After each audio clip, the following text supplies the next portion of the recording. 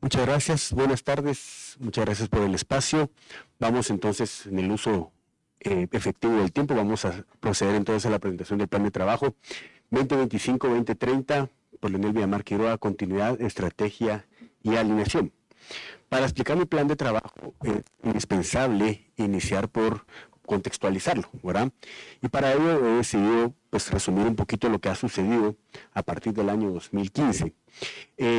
Pues en un ambiente de una economía bastante estable y constante, se han tomado algunas medidas para aumentar la recaudación tributaria.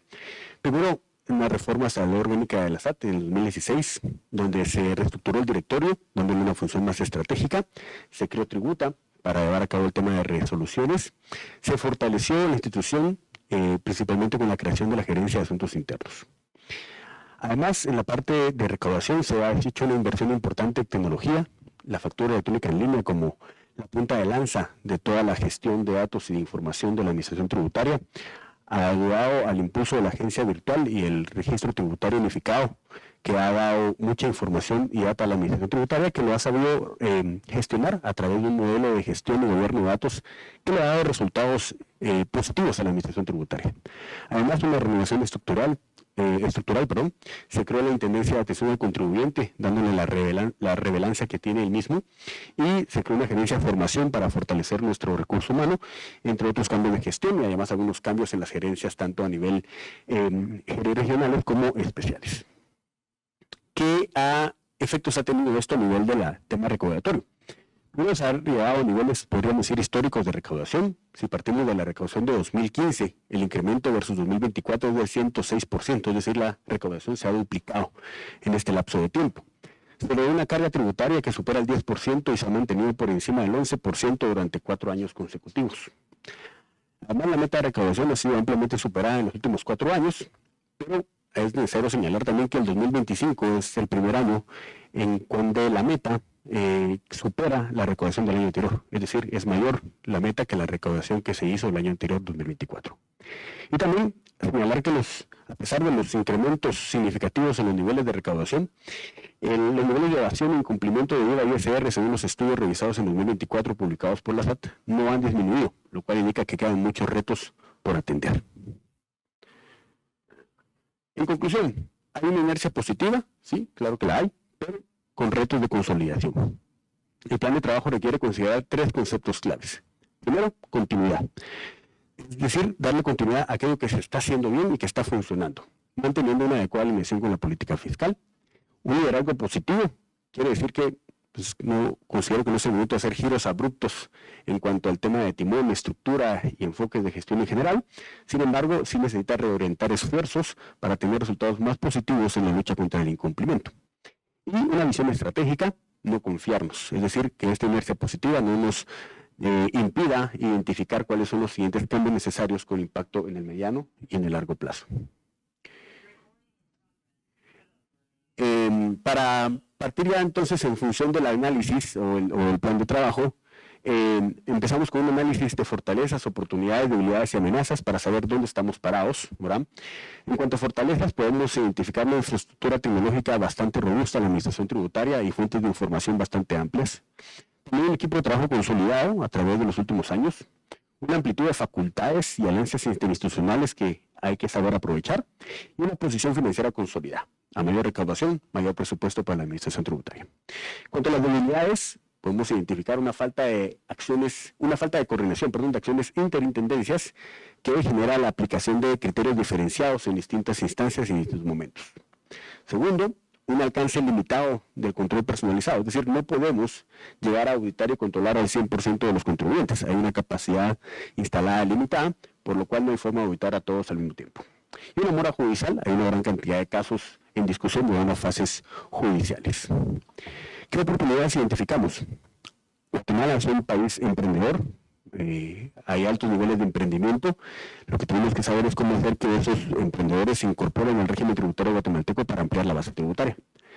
También la reforma de la ley, las reformas recientes de la ley, el decreto 31/2024 que entra en vigor mañana, genera regímenes primarios simplificados, también da una ampliación al régimen de pequeño contribuyente y además da unas reformas al Código Tributario ampliando las facultades de la administración tributaria. Hay que saberlas aprovechar respectivamente.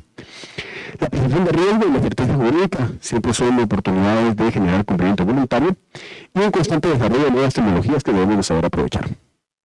Por último, las amenazas, una baja cultura tributaria social, hay un alto nivel de incumplimiento de conflictividad por ignorancia, una baja percepción por parte del contribuyente de certeza jurídica en las situaciones de SAT. Esto tiene que ver mucho con la parte de los criterios diferenciados en diferentes instancias y también genera un índice de genera también incide en la conflictividad.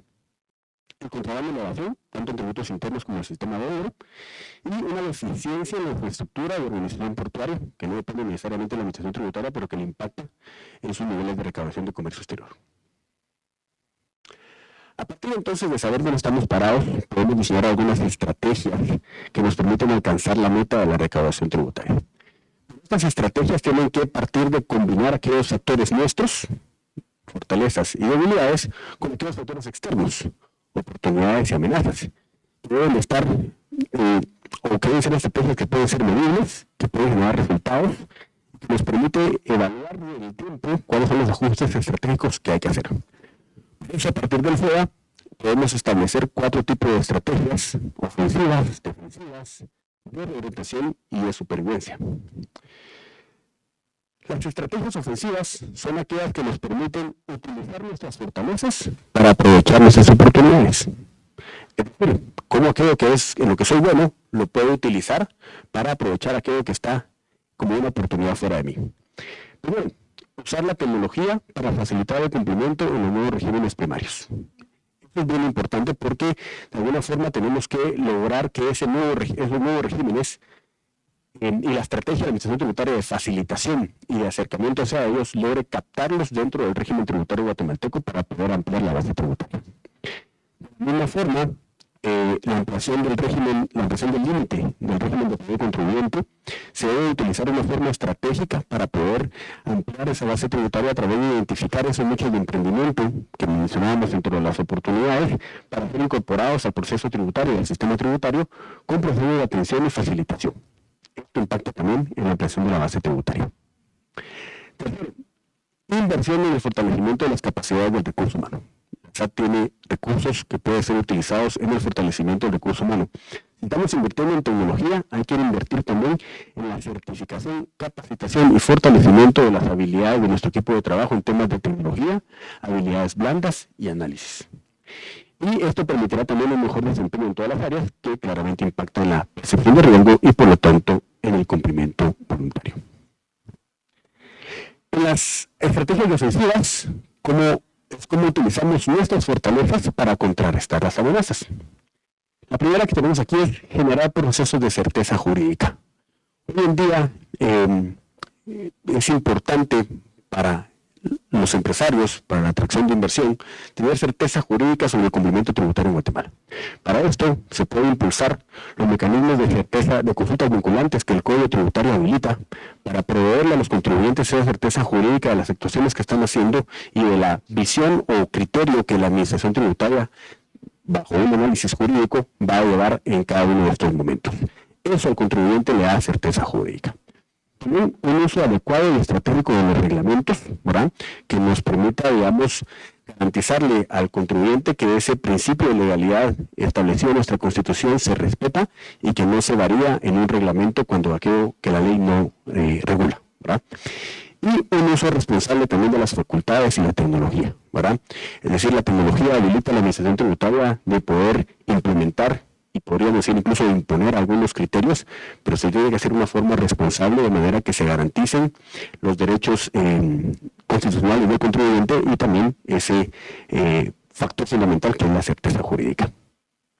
Segunda, un plan de inversión estratégico en cuanto a tecnología, equipo y fortalecimiento del personal para mejorar el control de riesgos y fortalecer la eficiencia, facilitación y control en aduanas, ¿verdad? Es un tema que debe apoyarlos a mejorar el tema de comercio exterior y entender que el tema de la recaudación en aduanas no necesariamente se gana en la aduana. Hay que saberla batallar también en las autoridades a posteriori con el uso de inteligencia y con información adecuada.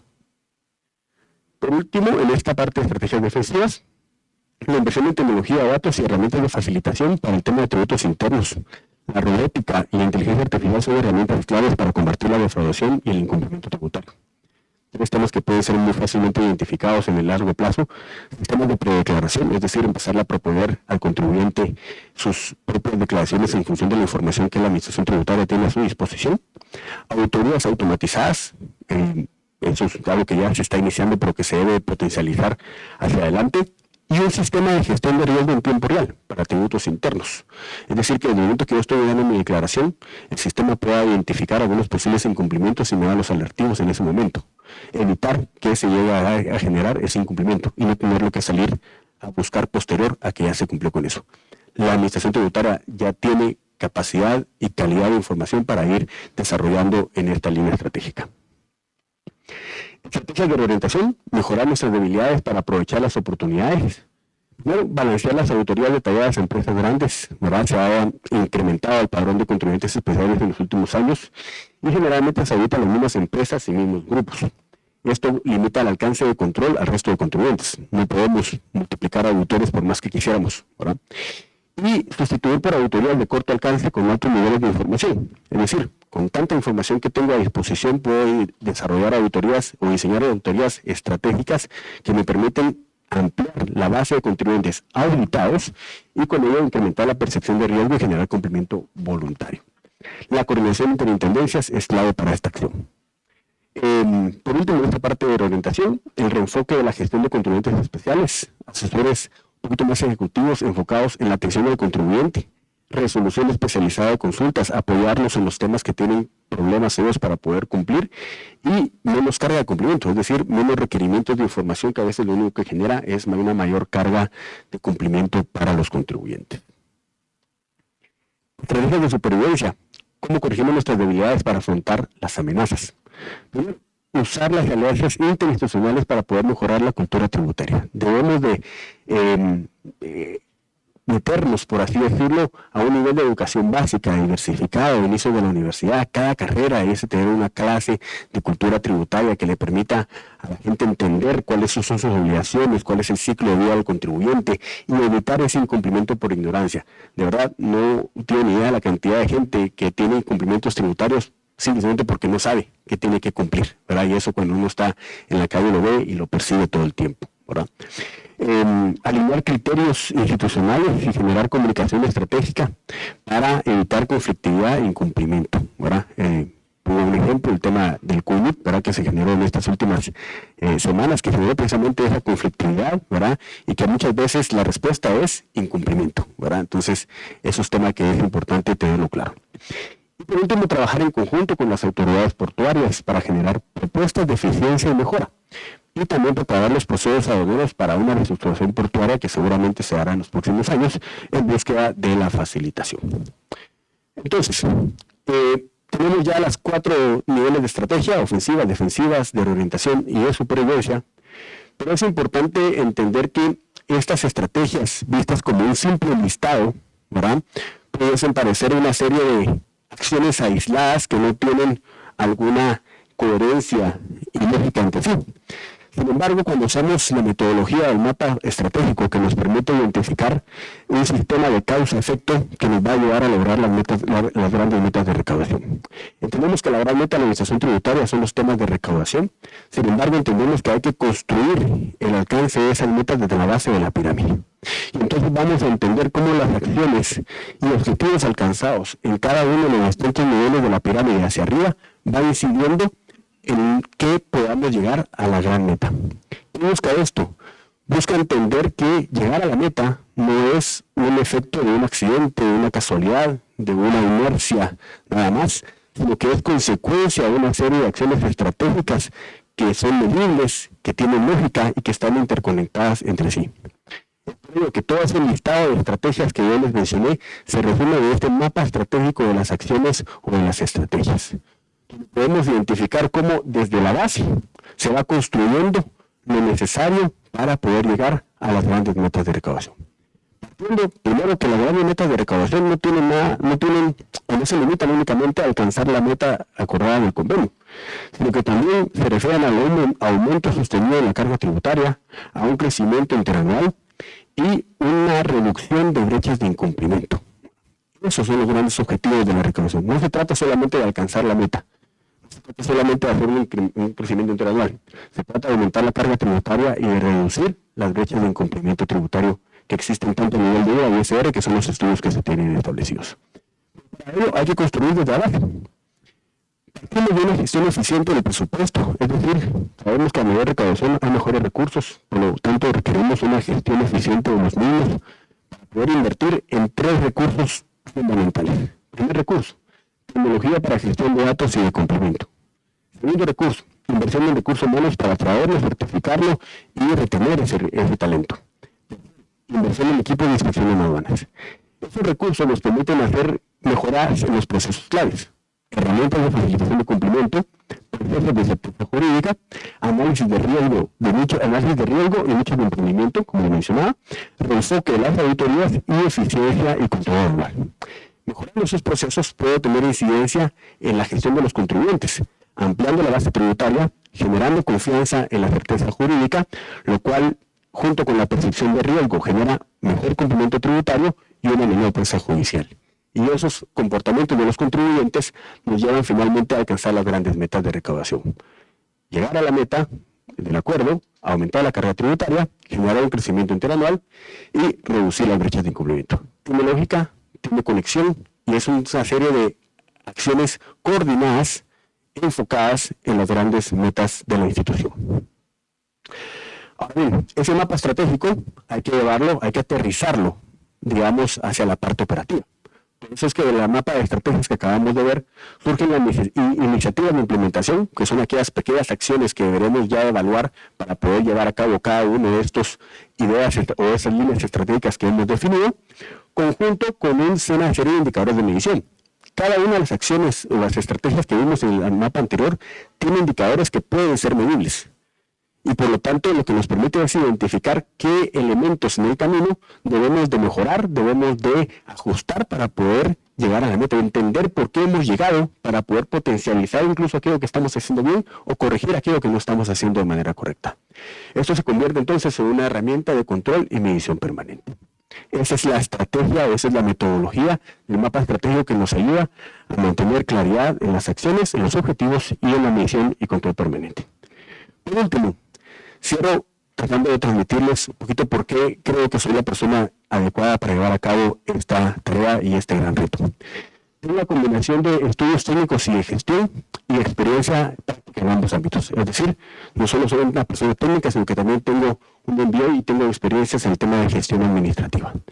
Por lo tanto, soy una persona que puede abarcar todo el ciclo de vida del contribuyente, desde la inscripción, su gestión de operación contable, entiendo cómo funcionan las empresas, tengo 22 años dedicándome al tema tributario, tengo experiencia en la parte de declaración y pago de impuestos, en los procesos de control, fiscalización y devolución, tanto a nivel interno como a nivel externo, habiendo tenido experiencia en la administración tributaria. Tengo también experiencia en los temas de resolución de conflictos tributarios en fases judiciales. Pero no solo yo un enfoque técnico, sino con una experiencia y con unos conocimientos de control y gestión administrativa que pueden apoyar a que estos temas técnicos se desarrollen de manera eficiente y productiva para la administración tributaria. Muchas gracias.